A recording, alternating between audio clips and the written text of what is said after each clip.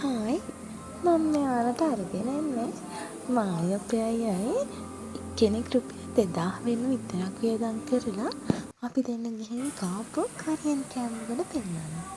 ඇත්තටම මම මෙහෙම දෙයක් try කරලා පළවෙනි වතාව.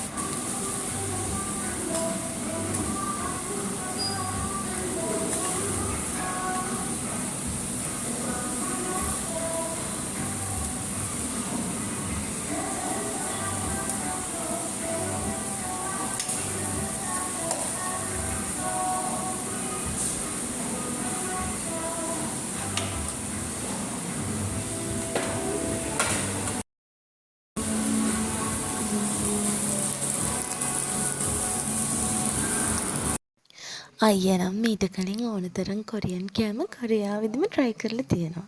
හැබැයි මම මීට කලින් කාලා තිබුණේ නෑ. මේ මගේ පළවෙනි වතාව. හැබැයි මම වියදම් කරේ රුපියල් 2000ක් විතරයි.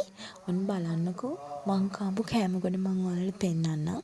සාමාන්‍යයෙන් ඒ ගාණ ඒ කියන්නේ අපි දෙන්නට ඒ කෑම ගොඩ කන්න රුපියල් 12000ක් 15000ක් විතර යන්න පුළුවන්. හැබැයි අපි වියදම් කරේ පුංචි රුපියල් 2000ක් විතරයි. මේක තියෙන්නේ SNS කොරියන් රෙස්ටොරන්ට් එකේ. මම මේක ආවත් ප්‍රොමෝෂන් වීඩියෝ එකක් කරනවා නෙවෙයි. මම කාපු තැන ඔයාලට පෙන්නන්න ඕන නිසා මම මේක කරන්නේ. අනිවාර්යෙන්ම ඔයාලත් ගිහින් කාලා බලන්න.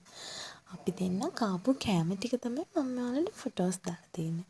මොකද අපි කාපු ප්‍රමාණය ගැන මට වීඩියෝ කරගන්න උනේ නැහැ. මේ අපි කාපු කෑම හැම එකෙම ෆොටෝ එකින් එක මම ඔයාලට අරගෙන ඇවිල්ලා තියෙනවා. මේක ඔෆර් එකක්. තාමත් තියෙනවා. හැම බදාදා දවසකම රුපියල් 2000ක් වියදම් කරලා ඔයාලට ගිහින් කන්න පුළුවන්. වැඩි විස්තර ඕන නම් මට කමෙන්ට් එකක් දාන්නකෝ. අනිවාර්යෙන්ම ගිහින් කාලා බලන්න. අපි යන තවත් ලස්සන ගමනක් අරගෙන එන්නම්. බයි.